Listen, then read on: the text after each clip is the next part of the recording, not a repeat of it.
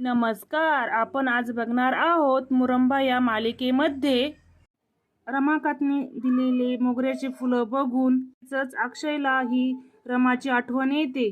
पण ज्या वेळेस गणपती बाप्पाच्या पूजेसाठी फुलं घेऊन आलो होतो, आता अक्षयच्या समोर येतं. अक्षयने सांगितलेलं असतं, निशिगंध, मोगरा, मेली सर्व फुले आणली आहेत रमा मी. रमा ही भरजरी लेंगा घालून अक्षय समोर येते तेव्हा रमा ही फिरते केस आणि रमाचा चेहरा. अक्षय हा रमाकडे बघतच राहतो.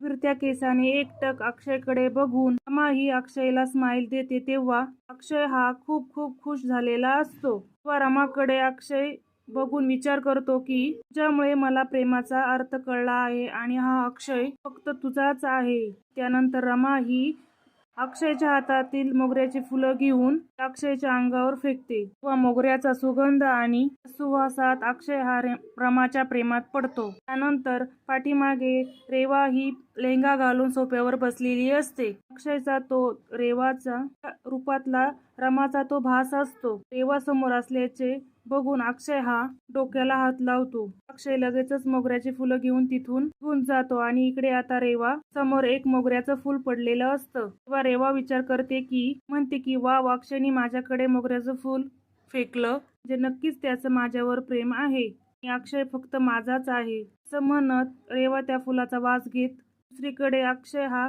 कामकडे करत असलेल्या किचनमध्ये सीमाकडे येतो. सीमा अक्षयच्या हातातील मोगऱ्याचे फुलं बघून म्हणते की अक्षय, मोगऱ्याचे फुलं रमाला खूप आवडतात. इकडे जाऊन रमाला हे फुलं दे आणि तिला समजावून सांग. त्यावर सीमा म्हणते की माझी गरज लागली तर मी तिला समजावून सांगेल. मी आहे ना, तू जा बरं अगोदर, नक्की रमा ही परत येईल. त्यावर अक्षय म्हणतो की आई, मला खूप भीती वाटते. सीमा म्हणते की तिच्यासाठी काहीतरी सरप्राईज घेऊन जा. त्यावेळेस माझी सून नक्कीच घरी आली पाहिजे. सीमा अक्षयला बोलते. त्याच वेळेस रेवा दरवाजाच्या बाहेर त्यांचं ते बोलणं ऐकत असते. अक्षय म्हणतो की नक्कीच रमा परत येईल. मोगऱ्याचे फुलं अक्षय सीमाच्या हातात देतो. नंतर लगेचच त्या मोगऱ्याच्या फुलांचा वास घेत सीमा म्हणते की अक्षय आणि रमाचा संसार पुन्हा प्रेमाने घडणार. दुसरीकडे रेवा विचार करते की जरी झालं तरी मी रमा आणि अक्षयला एकत्र येऊन देणार नाही, म्हणून रमा ते मोगऱ्याचं फुल घेऊन फेकून देते. ते आता मंगला मावशी पंकजला चहा घेऊन येते. तेवढ्यात पंकज मंगला मावशीला खुणावत मला दाखवतो तर रमा दरवाजात अक्षय येण्याची वाट बघत असते. पंकज म्हणतो की मंगले, 2-3 दिवस रमा अशी बारीक चेहरा करून बसली होती आता.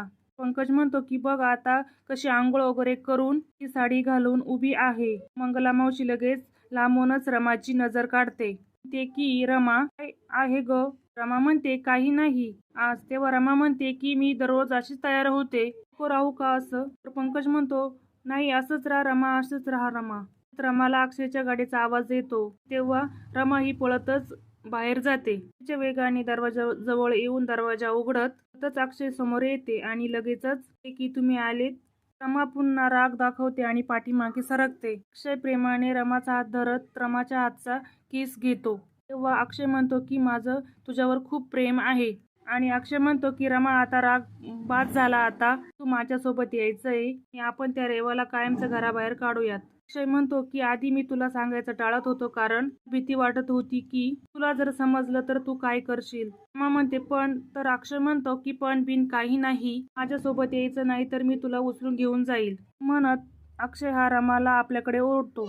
रमा म्हणते की पुन्हा मी तुम्हाला माफ करणार नाही. अक्षय म्हणतो की आता नको माफ करू, आता तू माझ्यासोबत चल, कारण मला तुझ्यासोबत आयुष्य काढायचं आहे. अक्षय लगेच रमाला उचलू लागतो. रमा म्हणते की मला उचलू नका आणि रमा लगेच पाठीमागे सरकते. लगेचच रमाचा धक्का एका भांड्याला लागतो, ते खाली पडते. तेव्हा कावेरी आणि मंगला मावशी म्हणते की काय झालं रमा? तर रमाचा तो एक भास असतो. पंकज म्हणतो की जावई बापू आल्याचा भास झाला असेल. रमा म्हणते नाही, मला कशाला भास होईल. रमा दरवाजाच्या बाहेर जाऊन अक्षय आला की नाही हे बघते. इकडे आता कावेरी ही रमाला म्हणते की रमा, तू काही काळजी करू नको, सर्व काही व्यवस्थित होणार आहे. दुसरीकडे अक्षय हा रमाकडे जायला निघतो. पण अक्षयच्या डोक्यात विचार येतो की आपण रमाला हे कसं सांगावं, सांगितलं तर आपण रमाला गमावून बसेल.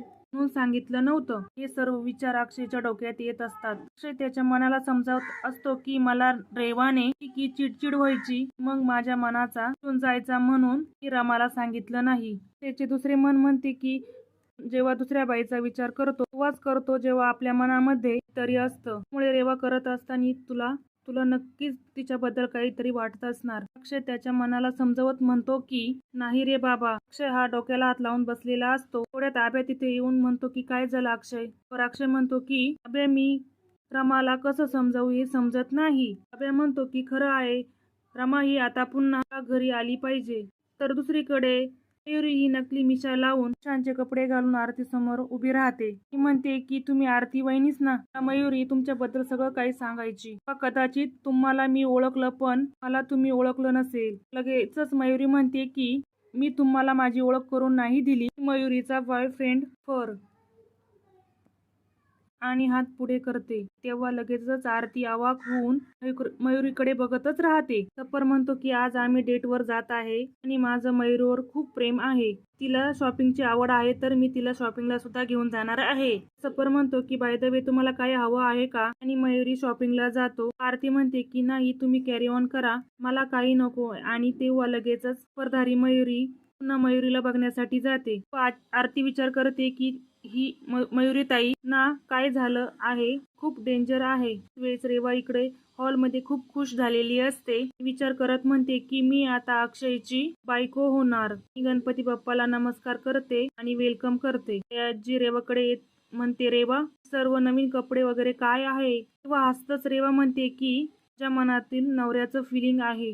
आजी म्हणते की रेवा तुला खरंच अक्षयला मिळवायचं असेल तर बाहेरचे असे प्रयत्न थांबव, काहीतरी ऍक्शन कर रेवा. नंतर आयजी म्हणते की बघा माझी औषधं इथेच पडलेली आहे, फक्त रमालाच माझ्या औषधांची आहे, बाकीचं कोणालाच घेणं नाही. आयजी म्हणते की रमा या घरामध्ये कामवाली म्हणून आली असती तर बरं झालं असतं, आम्हाला ती चांगली आहे. दुसरीकडे आबे अक्षयला म्हणत असतो की म्हणे सुद्धा काय बालिशपणा लावलाय काय माहिती. तेव्हा अक्षयला राग येतो आणि अक्षय हा आव्याला म्हणतो काय म्हणालास तू आणि बालिशपणा केला. अक्षय विचार करत म्हणतो की मी तो फोटो तुझ्याकडे दिला होता, तुला तो डिस्ट्रॉय करायला सांगितला होता, तो फोटो रामाकडे आलाच कसा. ते म्हणतो की तो फोटो तुला जपता आला नाही, मी खरा बालिशपणा तर तूच केला आहे, बालिशपणा तू केला आहे. आणि असं का म्हणतो की तो बालिशपणा रमानी केला आहे.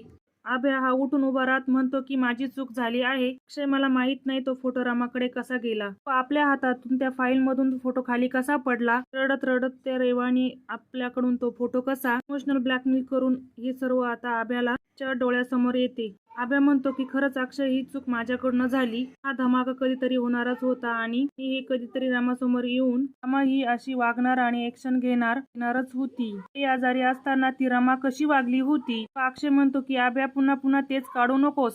आभ्या म्हणतो की त्यावेळी तू नव्हता अक्षय, आम्ही होतो तिकडे, मग अगदी विचित्र वागत होती. लगेचच अक्षय ओरडत म्हणतो की माने माझ्या आईचा काळजी घेण्याचा काही ठेका घेतला होता का आणि घरातली बाकी जण कुठं गेले होते. म्हणतो की तुला काय वाटलं अक्षय, मी मोठ्या आईची काळजी घेत नसेल का.